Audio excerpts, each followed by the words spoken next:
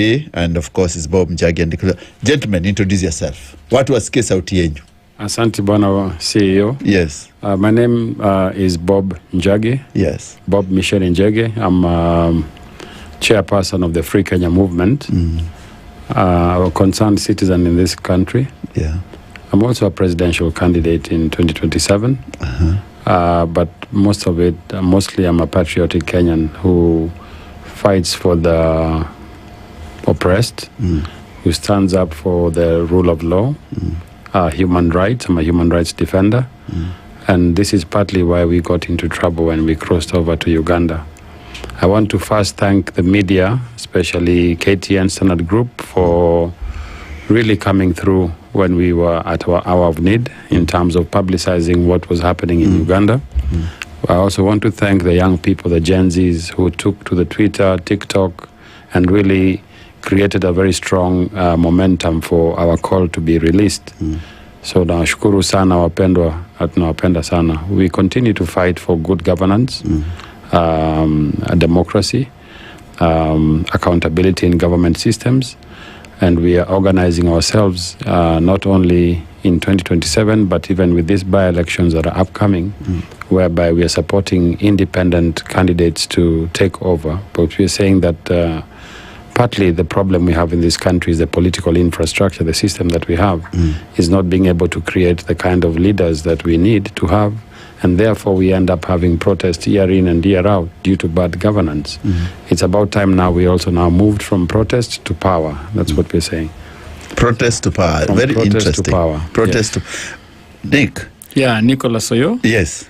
Mimi ni Secretary General Free Kenya Movement. Yeah. Pia mimi ni mpigania haki. Yeah. Pia mimi napenda nchi yangu. Yeah. I'm a patriotic Kenyan, but I'm also a Kenyan who believes that things must go right. I'm a person who believes in the Constitution and the process that this Constitution must take. And gentlemen, you've actually captured it very well, your beliefs, and it's not in doubt. So how did you end up in Uganda, and how are you guys taken in? We started by traveling there for our own personal issues, and we realized that this is a sister organization. When we say people power, higher power, then they say people power, our power. Yes. So we were there in solidarity. For us, solidarity means anything you can do for a comrade. Even when you go to court and you can't do anything there, but you appear there, that's solidarity for us. Even when you just tweet and talk about that issue, that's solidarity. And you saw what it did. So we went there on solidarity. So as we got into that engagement, we found that he's a bit busy. We didn't get time to sit down with him and ask a few questions we wanted to ask, because we also on a fact-finding mission. We wanted to see how this can also help us in some of the things, the way we organize. Unfortunately, after we had left that convoy and we had gone to a petrol station, Starbucks, I think it's Mutuga, that place, that is where they came for us. And I think there is somebody who basically was telling them about us, preparing them to come and waylay us. It's really sad that you went to help a sister organization, and because you believe in a freer, democratic space and country, but the government of the day does not see you as people who are fighting for freedom. They're seeing you as trouble. So how do you connect the misconception of what you stand for, the ideals which you stand for, which shapes your vision, with the environment you're operating in? Njagi? Yeah, it's very difficult, like we came to understand, that the environment in Uganda is very different from the political environment in Kenya. I think for us, we're a bit lucky that the Constitution allows for more freedoms of association, freedom of speech, and we sometimes take those freedoms for granted. In Uganda, they are still using a constitution that perhaps, actually the constitution does allow for us to mingle politically, but they have a system which is a military state, whereby the military runs the country, so to speak. And so they can choose to even suspend the constitution at will, like what they did for our case. If we had been arrested, we ought to have been presented to a court of law within 48 hours as per their laws. But they opted to abduct us, forcefully because we had no option of refusing. You know, we were actually abducted forcefully. We were tortured. We have been kept in incommunicado, total incommunicado, where you don't speak to anyone outside where you are or inside. We have been denied proper food and medical attention for those 38 days. We were psychologically tortured and physically.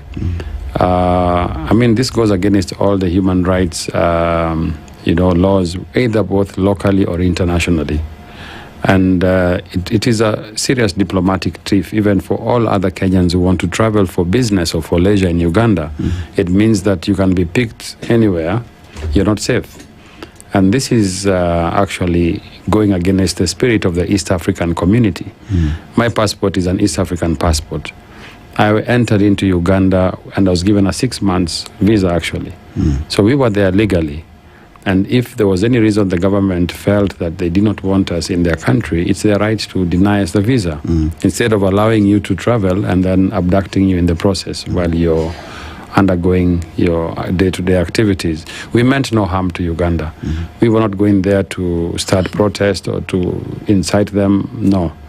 Ours was a plain mission to visit a sister country, to share in the social, economic, and also political activities happening.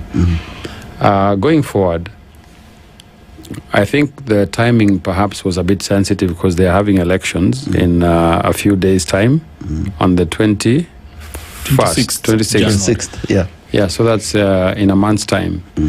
I was actually supposed to travel there again in January. I have my friends from Canada who wanted to visit Uganda. So they asked me, Bob, do you know a place we can visit? I was going to fact find and see if we can, the travel plans. I'm sure they're going to cancel those plans as soon as they hear what happened. So this is something that goes against the spirit of East African community. We need to have a more open and liberal society. And even when we go to Tanzania, we follow the laws of Tanzania. We don't break the laws. That is not that is not to mean that we cannot partner with people in Tanzania to advance our ideologies there. That is exactly what we are doing. And even with this upcoming, we are proposing to initiate several strategies that are going to compel the government of Tanzania to come down its high horse. Over 10,000 lives have been lost as we speak, and unconfirmed, but we are getting the reports from the people. Just now I received some Tanzanian refugees who have crossed the border into Kenya, and they're giving us information of what is happening. The president saw herself using a military, in a military camp. So the similarity is happening in Tanzania across the region. Remember, our president, William Ruto, is the chairman of the East African community. Currently, yes. So therefore it means that in his position, he's able to curtail or not. He's able to call these presidents to order as a chairperson. And therefore, if it's happening in Tanzania and he sends his deputy president to Tanzania to go and ratify these elections, which world over have been even called in Africa, out as one of the biggest sham we have in elections. So for us, we are calling for a we're going to be joining the Tanzanians on December 9th. We are asking all Kenyans to join this struggle. We join our fellow brothers in Tanzania to call for justice first for all those people who have been murdered. And two, we are saying that we're not going to recognize Samia Suluhu as a legitimately elected president of Tanzania. And therefore, the demands of Tanzanians is that she steps down and allows for another process that will be able to midwife what is happening in Tanzania. Otherwise, the country, people are already divided. And she cannot be seen as a credible leader. Unifier. Yes. So we joined the UN, and we thank the UN for taking a tough stance on this issue. They have flagged Tanzania out, and we hope even the US and other development partners can join and put sanctions on this government. All their officials should not be allowed to travel outside Tanzania. They should be denied any kind of funding for this government.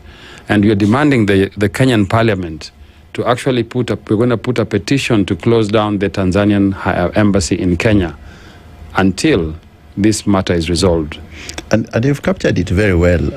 And I remember what the president of Uganda said about you guys. Yoweri Kaguta Museveni said that there are 2 Kenyans who came to my country and we put them in a fridge.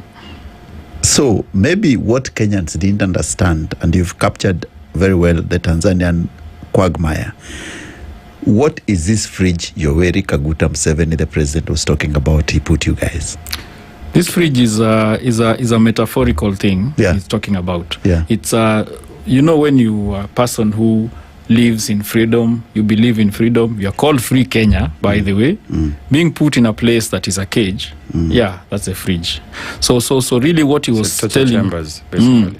That is torture. It was torture. Torture is not just beating, though that one also happened. Torture is also psychological. Torture is also you can't move anywhere. Torture is also you can't make any plans. Torture is also you can't talk to people you know. Torture is also you can't organize your issues. That is torture. And so for him to use that fridge, it was about telling us that, see, our issues have been frozen as the Free Kenya movement. You get the point? So that is the kind of thing that he was creating there, to tell people. In that same fridge, we have Ugandan civilians. In the same fridge? Yeah. Yeah, one of them is actually the brother to the Internal Affairs Minister. The Minister for Internal Affairs, he's looking for his brother right now as we speak. He's been held at a place called Ronyo. Ronyo is a center. That's where we've been held in the last safe house. The brother is there. He's called Amos. We have high-ranking government officials, civilians, who are still being held in that place. We have Nigerian brothers, about 6 of them, civilians, who have been kept there for so long, being tortured. One of them was explaining to me how his torture went. They were using pliers. They squeeze his fingernails. He has so much body injuries that they don't want to release him in that condition until he's healed. He's still there. His name is Joseph Ifaye Chukwu Nwobodo, the Nigerian national.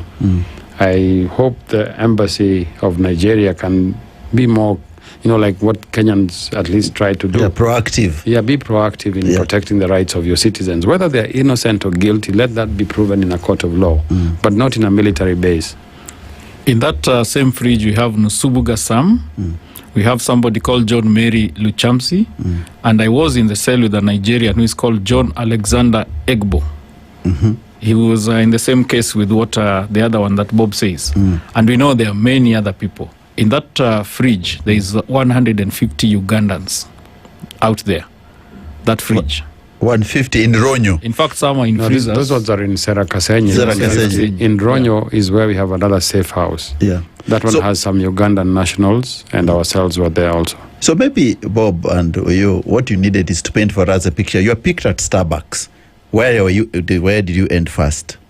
We ended up at Kasenyi. Kasenyi is a military prison. Is a military camp. Training camp. In fact, the place that they locked us in was not actually cells. They were houses of those soldiers.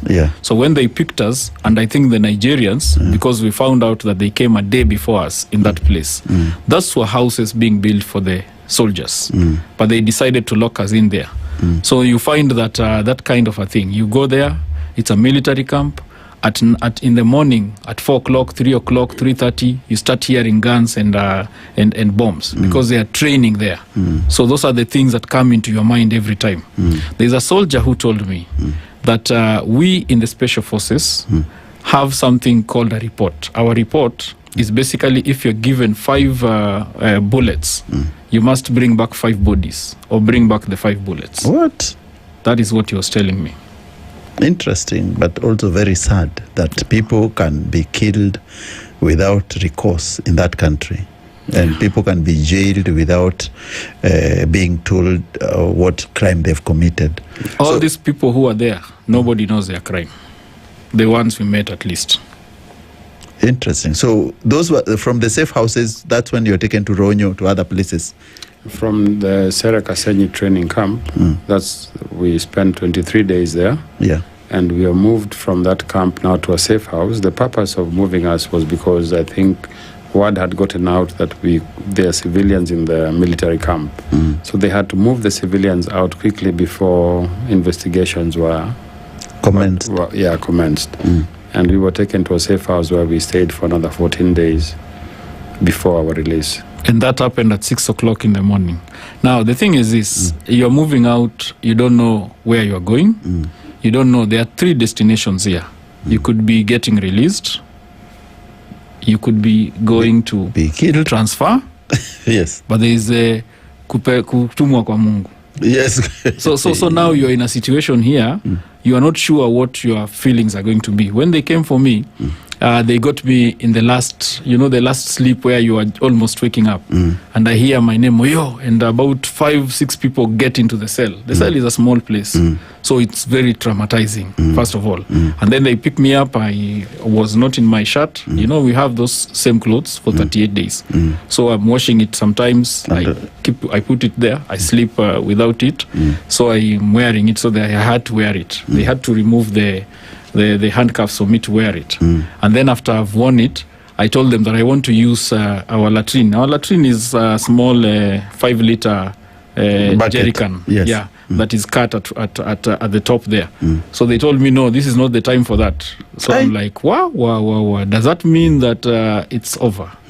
It's really traumatizing. It's really sad, actually, to put people in such conditions. And the Kenyan government, did they play a big role before Uhuru stepped in to get you guys out? A big role in us being abducted, or in either, because they can play a big role in getting abducted. It's your country. We are almost convinced, CEO. We are almost convinced. The timelines tell us very differently. The government played a role. Coalition with them. We are almost convinced. They need to convince us. Last year I was disappeared for 32 days. Yeah. It's the same system here that disappeared us, including all the Gen Zs that were killed here. And it said the same thing. It's not a different government that was there. Bob is not in our hands. What happened to the Gen Zs who died? Have we gotten justice for them? Zero.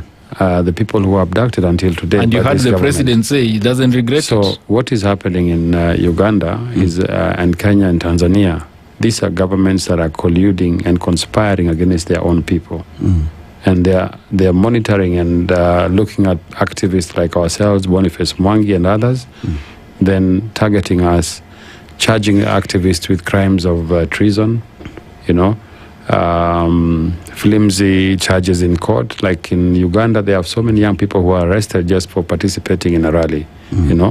So CEO, this matter is, we can talk about it as a joke, but if the people don't unite as well to fight these oppressive governments, we're not going to win this war. It's very important. The governments have sat together and have decided to muzzle free thinking, free speech, and all that. Yes. So you've said that you spent 38 days. Did these guys feed you? Did they offer you any medical attention, or it was... They bring some medicines that are just... I would say not medicine that you'd get out and buy if you had a chance. You have problems. Me, I had several bouts of diarrhea, severally, because you are eating the same meal every day. What was the meal like? It is posho. Posho is ugali, but I would downgrade it somewhat. Because they don't eat a lot of ugali there. They eat posho and beans. So the recipe was posho and beans every day. If they get angry a bit, they throw in rice that looks like ugali. It's not different with ugali. Yeah. But so were you guys held in the same unit or different units? Did you know where Bob is? Did you know where Oyoo is? In Sera Kasenyi, yes. But now when it went to the safe house, they even played psychological games on us. Trying to tell us that they told me that Bob is not here. In fact, we think we are not sure where they've taken him. We are not even sure if he's going on alive. They told me those things because we couldn't now communicate. Of course, we found our ways, but let's not talk about that here because we have other people in those detention places. This was detention without trial. Where did you hear detention without trial? In Kenya. Yeah, this was that. It's long ago, before our new constitution, is when people were being detained. Of course, former Prime Minister Raila Odinga and the ilk were the people who were detained incommunicado for all those years without any recourse. But gentlemen, I think you have a bigger thing, a bigger fish to fry, because you're saying that the 3 East African presidents seem to collude to arrest the people and they are seen as troublemakers. And you remember Museveni saying that these Kenyans are being financed by international groups. Yet we know very well that Kenyans have always risen to defend themselves when their rights are affronted. So what do you guys have to say about this notion that Museveni was trying to say that, oh, these Kenyans have been sent by the West to come and destabilize us? And those are very unfortunate remarks coming from a dictator, if I may say so, because we have always relied on the power of the people. As a movement, whenever we have an activity, we put our pay bill out there, and Kenyans can contribute as little as 10 shillings towards our activities. We are driven by the power of the people. But if we get partners or donors who might want to facilitate any of our activities, as long as they're aligned to our ideologies, we cannot say no as long as we're not breaking the law. Yes. However, we are not funded by any of foreign interests. This is purely a very organic Kenyan movement, especially I can speak on behalf of the Free Kenya movement. That's our treasure right there. You can also donate something to our pay bill. We have the pay bill. Can you read it? It's, yes, let me give it out here, a pay bill, because we need support from Kenyans. Sure. Yeah. Give me the pay bill, account number for the bank. I will read it out later towards the end. And we welcome the support of all Kenyans because we need, like now, we want to engage with the by-elections on the 20th, these coming ones on the 27th of November.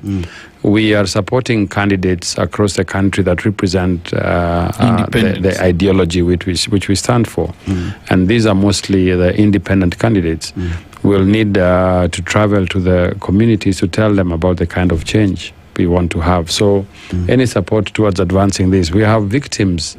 For example, we have victims of people who are still in incarceration. We need to speak more to the media about these issues. We'll have to travel from one place to another. So our support comes from the people. The account number, do you have it there? I think you have it in your pocket or something. Yeah, wallet. So I think as Oyoo gets your pay bill number, gentlemen. Yes. There's also a very important question to answer. Would be that if now the Tanzanian case is ongoing, and you're saying that you're receiving these people who have come back, and they're saying people have been killed. Boniface Mwangi went to Tanzania. He was abducted, tortured, and also almost lost his life there. How will you help handle the Tanzanian question? It's very easy. First, we look at the diplomatic ties. That's where we're saying we take a petition to Parliament to lobby for parliamentarians to actually push a motion to dissolve, or rather to stop the Tanzanian embassy from operating in Kenya. These are diplomatic efforts. Secondly, we are going to partner with the people of Tanzania on the 9th of December in what we call Article 37, the right to peacefully protest, and organize a major, serious push right here in Nairobi, Kenya, to push for the freedom of the Tanzanian people. Right? We are going to write to the UN. The UN has already written to the Tanzanian government on these issues of human rights atrocities. So we can push for an inquiry from the International Criminal Court, ICC, to weigh down on this regime, to collect data, because a lot of data that is already present, and initiate a process of investigating these crimes against humanity. So I think if we use these different tactics, then we can force change within that region. Otherwise, if we allow what has happened to proceed, then we are likely to see the same in Uganda after the elections, and even in Kenya in 2027. CEO, we are worried about this thing of transmitting bad behavior of government. From one They're telling us we are the ones transmitting bad behavior. Yes. But there is bad behavior of government, really. Okay. Because the kind of things that you're seeing. Yes. In 2007, we had these issues. Yes. These elections in Tanzania is really not the best thing. We have seen Tanzania as a very peaceful country in our neighbor. In fact, it was Kenya and Tanzania, the area of peace. Now you find what has happened. Uganda is coming in the next few months. then if this happens again, somebody is learning, and then us next. So we are really worried about that. What do you foresee 2027 to be like then, gentlemen? Because you see what is happening in the elections around East Africa has been very chaotic in the recent past. The Tanzanian, I know the Ugandan is, and I had an interview some time back with, of course, Bobby Wine, because we come a long way. And we talk a lot. And he was really worried about the situation, the Ugandan situation on ground for his supporters and people. What do you think this would be transmitted to Kenya, or do you think Kenya will have a better election coming forward? Already we have a problem in our view as a Free Kenya movement. We even challenged the current commission before it was inducted due to how the process that was followed to arrive at this commission. That said, we are pushing a referendum, and we are collecting 1 million signatures online on www.freekenya.co.ke. You can check the website and sign online. Petition. Yes, with 1 million signatures, we want to initiate change in terms of how we vote and push for an electronic voting in these upcoming elections. Brazil is doing it. Other countries like India, with about over 300 million voters, actually finish an election without any election petition being raised in court due to the transparency of the process. So if we can look at the electoral process before we go into the elections, then we can have a possibility of having a free and fair election, like in Ghana. Ghana, they've had 3 presidents, incumbents, who have been removed from power. And there's no contention in the judiciary because they have adopted the electronic voting system so that when you go to the polling station, as you confirm your biometrics, you can vote right there and then.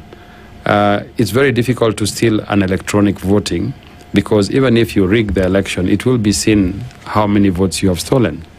The reason why is that the Constitution says that an election ought to be neutral.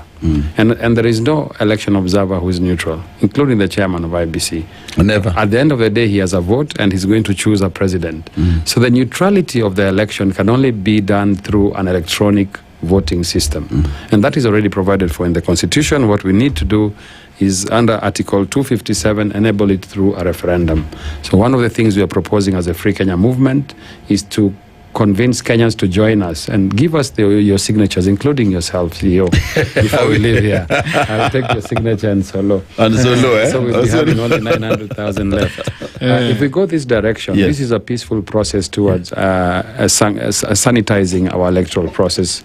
But that said and done, also there are other reforms that are required, like in the judiciary.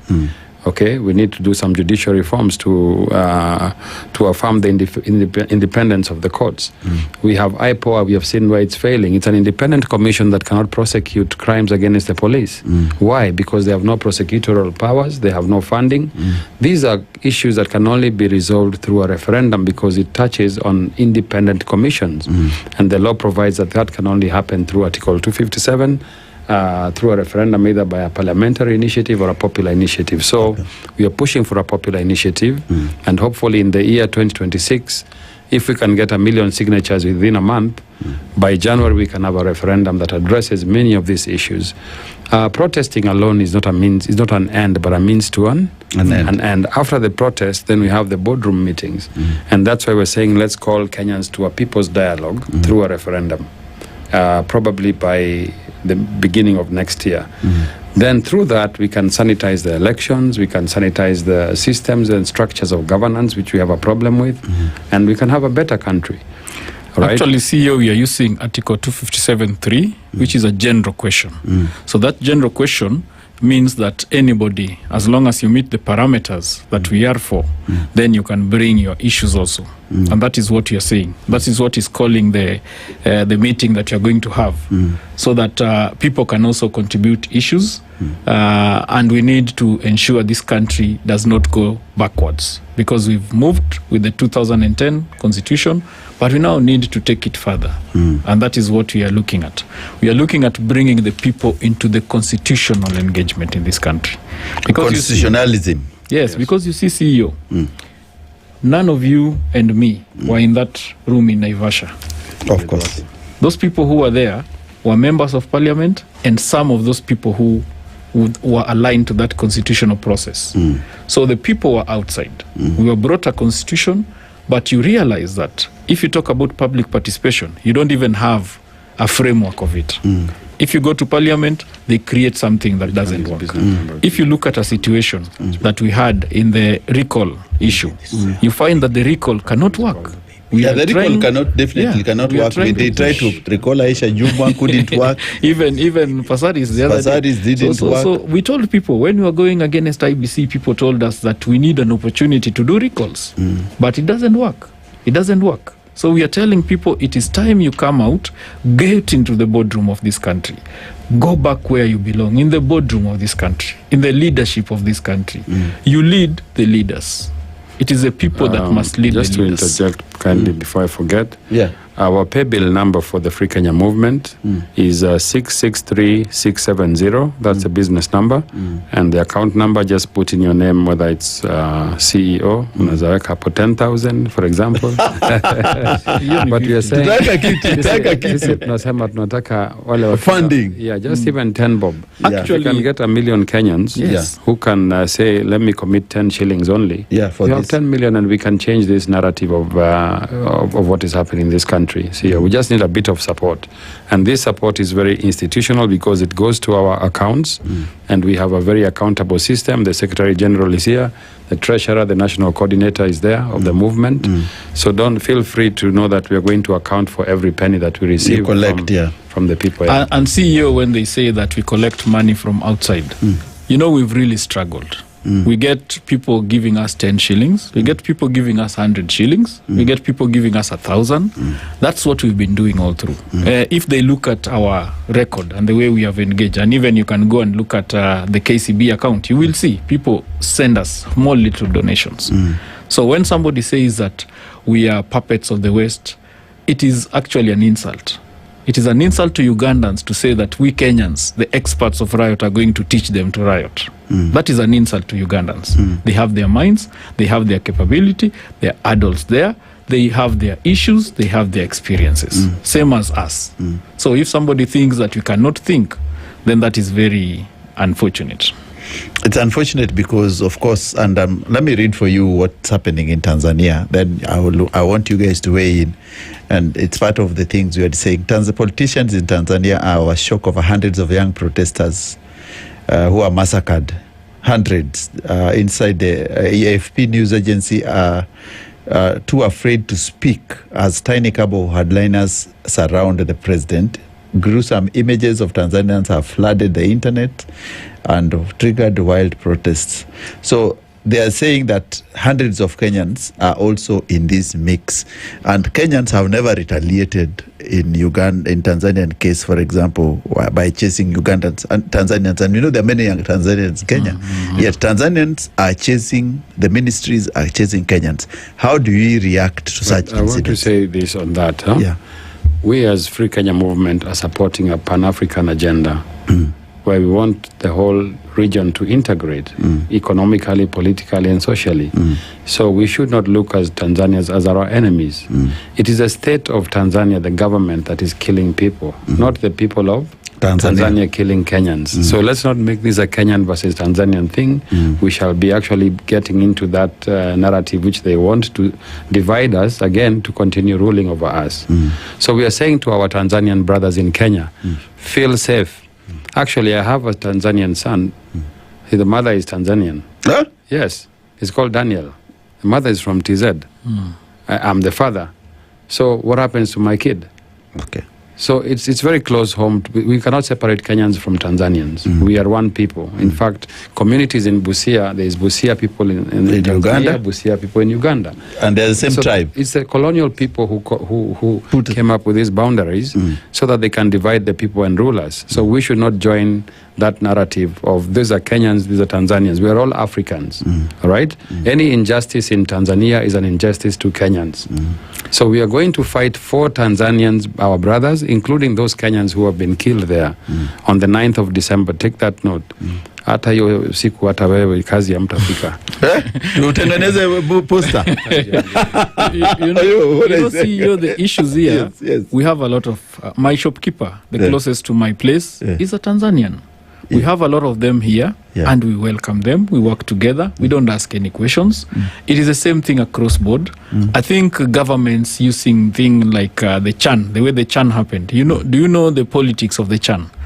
People say that the government is the one that bought those tickets. The Tanzanian government. Yes, that is the story that is there. And they bought those tickets and blamed Kenyans for it, so that they can create some animosity between us and them. We are not going to sink low, CEO. We are not going to kill any Tanzanian. We are not going to do it. We believe in constitutionalism. That is what we are about. If this is the riots that somebody is saying, then fine. I'm a rioter. Give me my certificate. And this yes. Give it to me. In bold certificate in bold colors. Gentlemen, and I think I really admire how you've articulated your issues, and they are very pertinent issues which the country needs to address. The people need to be informed, because when you're talking about a recall issue is very important.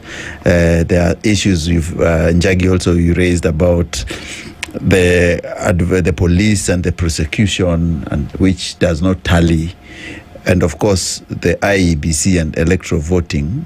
But remember, gentlemen, we tried that electoral voting in 2022, and the late Honorable Raila Odinga went to petition it in court, and I quote the Chief Justice calling it hot air and wild goose chase. Do you think it will move anywhere? You'll be told, you guys, you are spewing a lot of hot air. And it will move. It will move. And hot air and the wild good chase. CEO, you must believe in the good things that you can do. Yeah, I do. I'm just quoting someone. Yes. I'm quoting the CJ, or is the one who said it. Yeah, he's a CJ. He's a CJ. Yeah. But we believe that things are going to work. The young people have come out. We have struggled, CEO, to see these young people. But who recruited them? The president himself, because of mismanaging the issues of people. That's how they came into this fight. So now, things have changed. The dynamics are different, and we believe things will happen. Let me shock you. The winners of the 2022 elections, 8 million voters who did not vote. You remember the guy who runs with a camera and says, and is running next to the person who is breaking the record? Yes. That's the kind of thing. Those people who did not vote had 8 million. What did the president have? 7.1. Yeah. What did the other camp have? 6.9. Yeah. That is what you're talking about. And when you talk about the people who didn't vote, you know that also the Gen Zs, which you've said are articulating their issues very well on the social. And we used to call them keyboard warriors, but they've stepped out now. They are fighting for their rights. Exactly. But some of them, like my friend Kasamuel, has moved. So is there any likelihood of you guys being bought by the government? You know, the government is always... Kasamuel is not the entire team of young people. But you see, the government comes... The next time the government will say, Bob Njagi ametusumbua sana. Tutafutie kitu. Oyoo ametusumbua sana. Let's get him something. Will you guys abandon the mission? That's why we want mission to move. Abandoned. That's why we want to move as a group. Hiyo parliament tunaingia pamoja, tunatoa kila mtu kule, my independent tunaingiza, tunaanza afresh. Bob. And we are starting in these by-elections. Yes. Mission asking if I can be compromised. Yes. I've already been offered a job before and said no to it. A very lucrative job. But we're not doing this for our own self-aggrandizement. We have actually lost a lot, CEO, in the purpose and pursuit of a better country. It would have been very easy for us to cross over and get a good car and some money. But what will happen to the country? I think some of us are called for this mission. Yeah, this is something that we are on a mission. It's a liberation we are in. Of course, there are people who are going to be bought, but you cannot buy everyone, you know. You cannot buy everyone. When it comes to time for change, it's time for change. And Kenya has come to that time of change. And we are the change makers.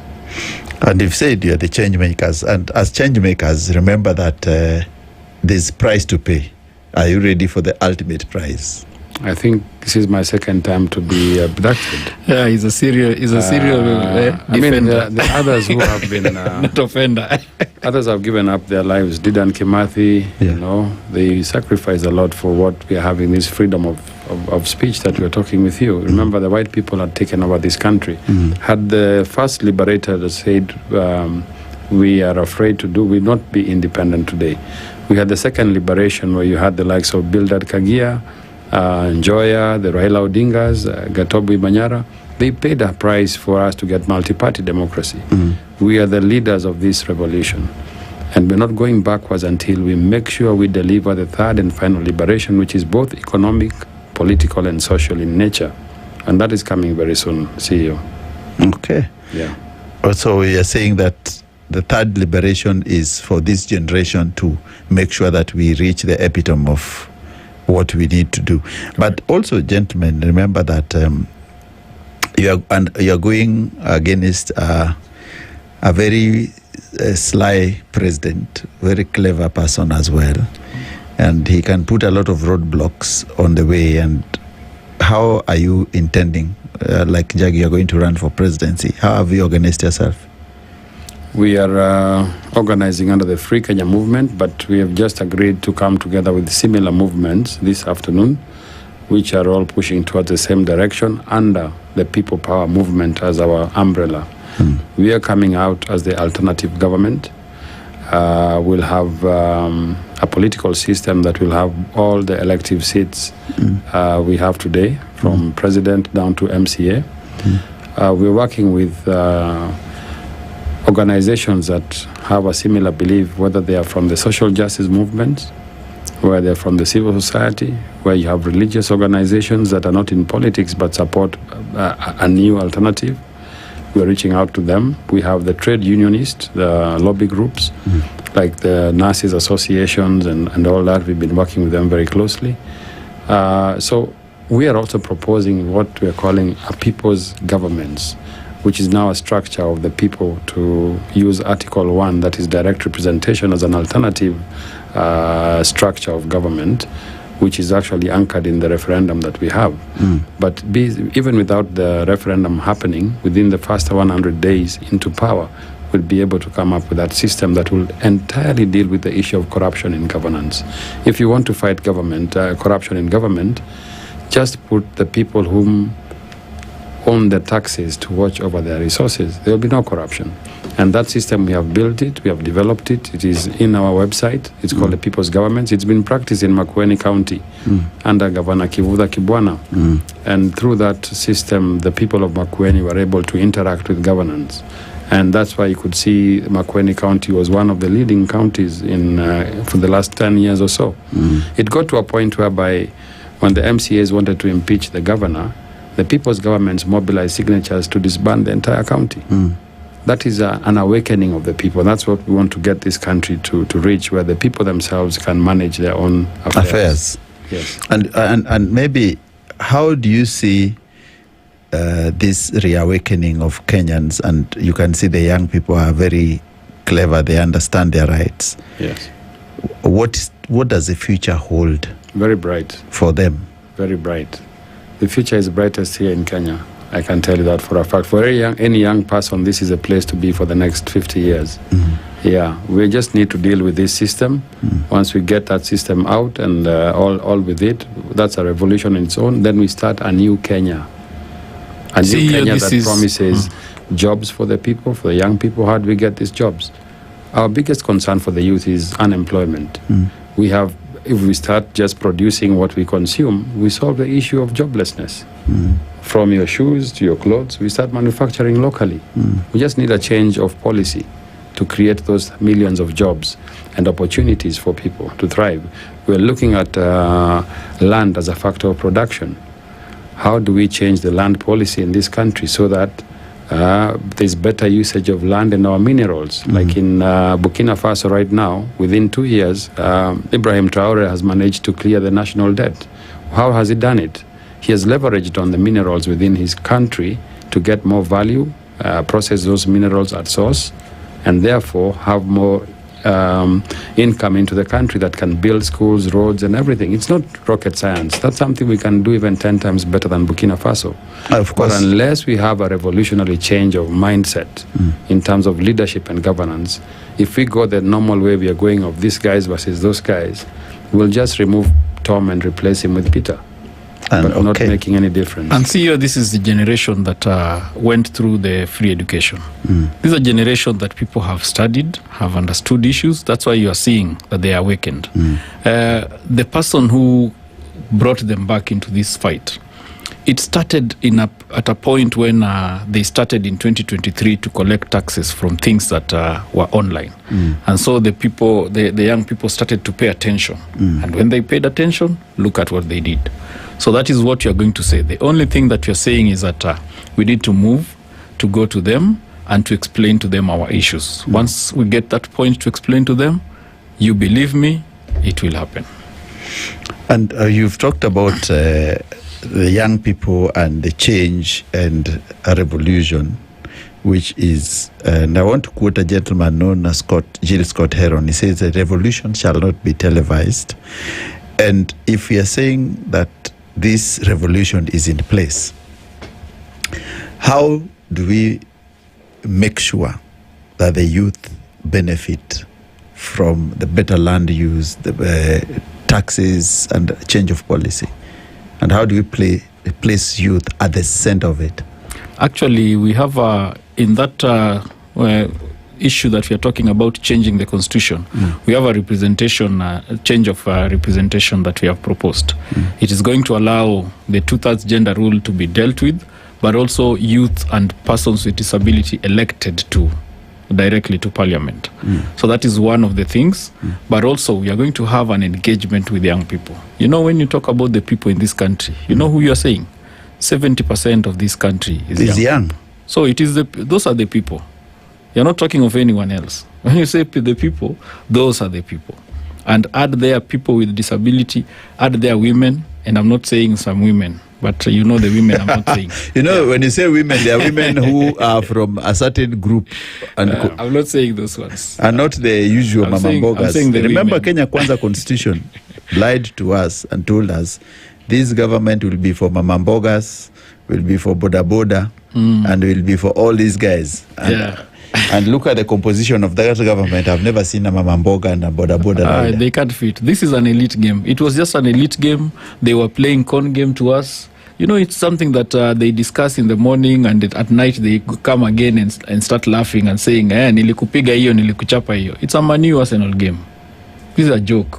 We have to organize this country. Fantastic. Gentlemen, I know you are going to rush somewhere. So what do we expect, Njagi, from you guys going forward? The itinerary, you're saying you have a referendum, then I'll come to you. What next? You've been incarcerated 38 days, 32 days in Kenya.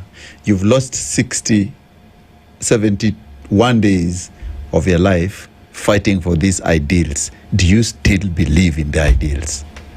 I even believe in them more now than before, because what we went through is a testament that we are on the right direction and the right trajectory. Normally when you're scaling a mountain, just before you get to the apex is most difficult. So what is happening is that we are saying that the challenges are actually an affirmation that we are pressing the right buttons and we're doing the right things.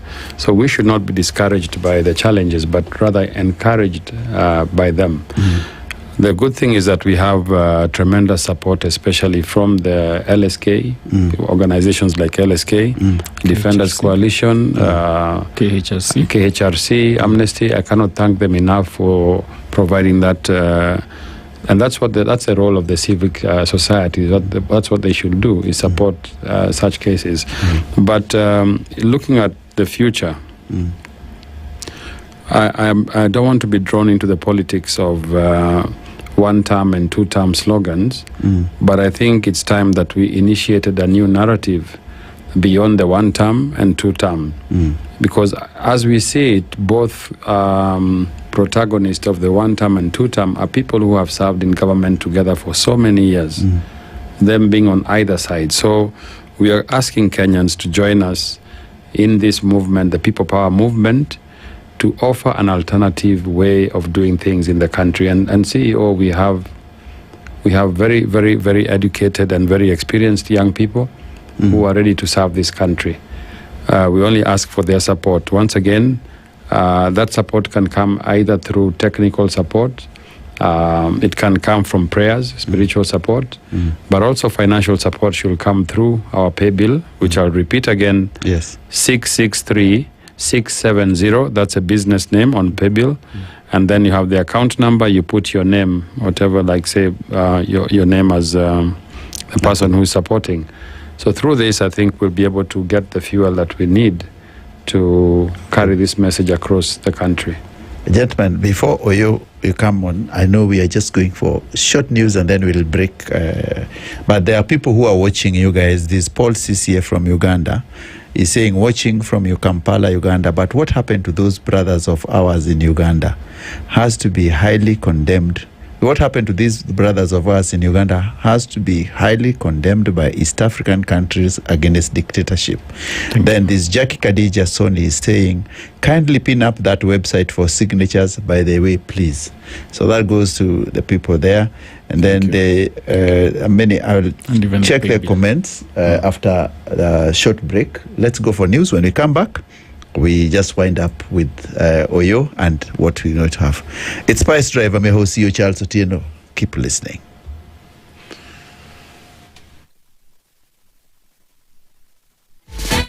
Spice up your life.